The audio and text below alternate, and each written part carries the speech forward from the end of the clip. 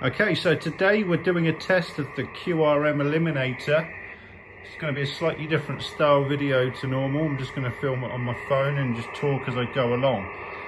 Okay, so there we are, 40 meters, no preamp on, so that's off. RF is straight up, so that's just straight in the radio, no messing about, no filters. And we've actually got a very low noise level. In fact, it's the lowest I've ever seen it. Anyway, the QRM Eliminator is in line and it's switched off at the moment, so turning the dials wouldn't do anything. It's effectively bypassed. The wiring is coming out of the back of the 7300 into the center of the QRM Eliminator, the transceiver slot. The left antenna, the main antenna on the QRM Eliminator, is plugged into a HF360 on the balcony, my main antenna. The secondary auxiliary antenna, which is the one you use to pick up the noise, is just coming here to a little pigtail, and then the center braid is connected to a long piece of speaker wire that's literally just thrown on my floor here, which needs a good hoover, by the way. That in the background is my QRM generator. That there is a cheap crap Chinese power supply, the type of thing that will be causing your noise, and it does cause a lot of noise, as we'll see in a moment. So back to the wiring.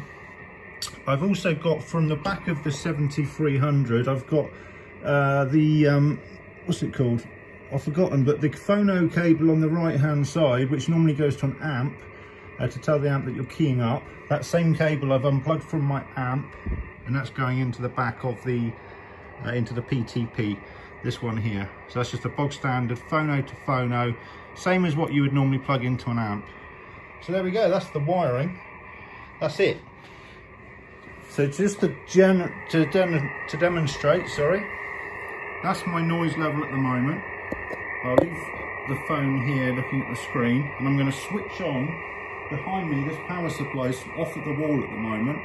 I'm just about to switch it on. So it's going on now. There we go. That's all from a laptop power supply from China. 9+ of noise. I'll switch it off. 1, 2, 3, off. There we go. Back down to under an S5 of noise. So what I'm going to do is switch that back on again, and then demonstrate the QRM Eliminator removing that noise. It won't remove it all, but it will remove a lot of it. So I'll switch it on. There we go, it's on. As I say, all we've got is a piece of wire. There's my top band slippers there, ignore those. A long piece of wire, just randomly thrown on the carpet here. I've discovered that having it too close to the power supply actually doesn't work. It kind of needs to be a long bit of cable, but not necessarily immediately on top of the source. That's the key, by the way. The key to success here is your noise antenna. Trying lots of different locations. If you know where the noise is coming from, even if you could get a small little, directional antenna and point it straight at the noise, that's going to make a huge difference. The key to success here is that second antenna. So if you can't get this to work, it's not the box, it's your antenna, your backup antenna. Now, how are we going to do this? Right, this film from this angle. I'm going to switch it on. So we've still got an S9 of noise coming from the power supply. I'm going to switch on the QRM Eliminator. I'll turn all the dials left. I'll turn all the dials left to start with. Switch it on. There we go, it's actually made it worse. So first thing I'm going to do is turn up gain 1. That's my main antenna. That essentially, you want to leave that at full probably, except in some cases, which I'll cover in a moment. Then what I'm going to do is do a sweep on antenna 2 and monitor the screen to see if it suddenly dips. There we go, so it's dipped down there. Then what I'm going to do is sweep the phase to see if there's a spot where that will make it better. And there isn't. So go back to the beginning, and okay, so it's dipped it down, but has it actually worked? I can't see any signals. I've got hat green over here as well, so I can see where there is activity on the band. So let's, I'm not convinced that's necessarily worked. So what we'll do is turn down the main power. You got to remember, you need to match the signal levels from your main antenna to the noise that you're getting. It's no good having a stronger signal from your antenna than you're getting from your noise, because they won't cancel each other out. So that is why you may need to reduce your main antenna gain in order to match the noise. So let's keep playing around here and see if we can find a... I'm gonna have to put this phone down. Okay, bear with me. I'm just trying to put the phone at an angle where I can put it down and you can still see. Right, there we go. Okay, I made that worse. Right, so hopefully you can see enough. So you kind of need to use both hands. It's like using a manual tuner. So I'm just going to fiddle with both dials until I find a spot that I think is actually beneficial.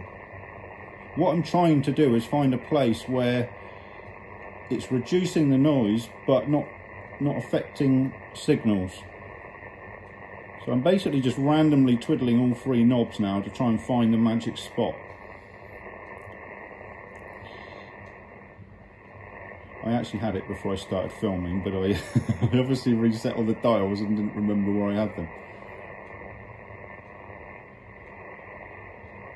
Okay, that's not looking too bad there.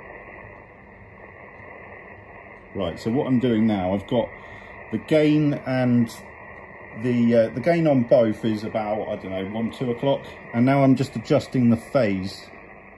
So if I adjust the phase, it stops cancelling the signal. It's actually boosting the signal because it's picking it up even stronger, just to demonstrate what the phase is doing. So I'm trying to find, it is quite sensitive, so once you kind of get close, you need to be very, very small movements, same as with a manual tuner. You have to be very delicate. Now that seems to be, I'm not convinced because we're not seeing a lot of signals, but maybe there just aren't any that I'm receiving. Let's try and boost. If I turn both dials at the same time, the gain dials, you'd expect it to follow, wouldn't you? But it doesn't seem to work like that.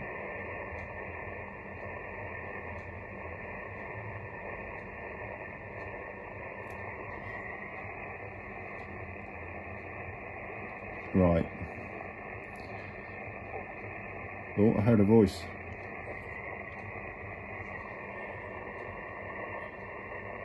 Now bear in mind, this isn't the best receiving antenna at the best of times, and 40 metres isn't in great shape today.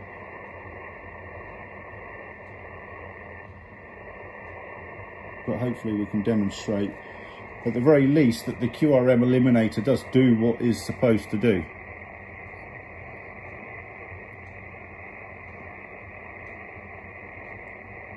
Right, I'll tell you what we'll do, we'll leave that, I'll switch off the noise. There we go, off. So that's back to normal. I'll switch off the magic box and we'll see if we can pick up some voice.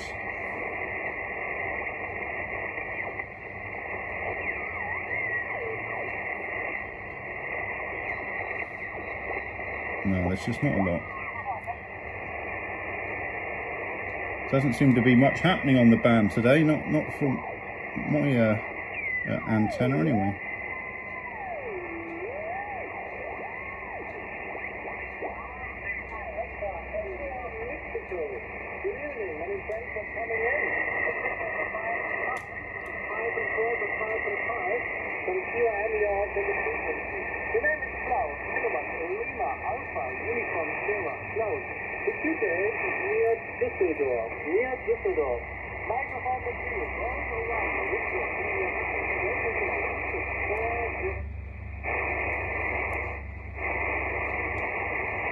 Right, I'm just having a little play around here. Now bear in mind that I've switched off the noise source, but we're still going to get the normal noise that I receive anyway is still there, which is going to be a different noise to what I'm cancelling out. So by my generating my own fake noise, it's not allowing me to cancel out the other fake noise. Sorry, not the actual noise. So you could argue you almost need two boxes, one for each noise source. Perhaps you can daisy chain them, I don't know, but let's just try and improve the signals that I'm receiving without switching on the fake QRM generator. Right, full power on the antenna 1, and now I'm just fiddling with the phase and the gain 2 dials. So we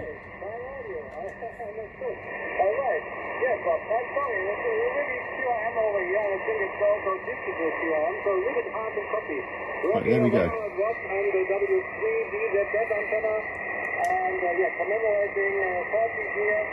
Yeah, it's not. If we boost it back up, doesn't actually. This is where it gets a little bit. Is it really doing anything?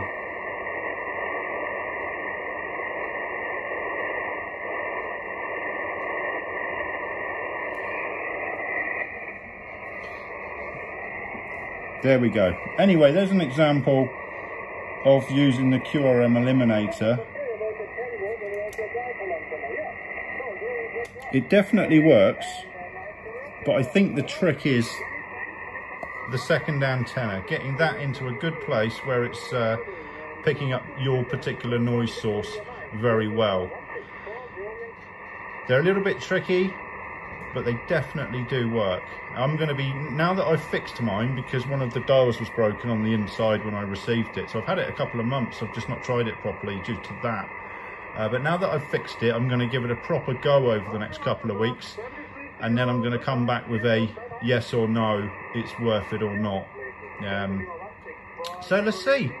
Check back in a few weeks and I'll tell you what I think then. 73.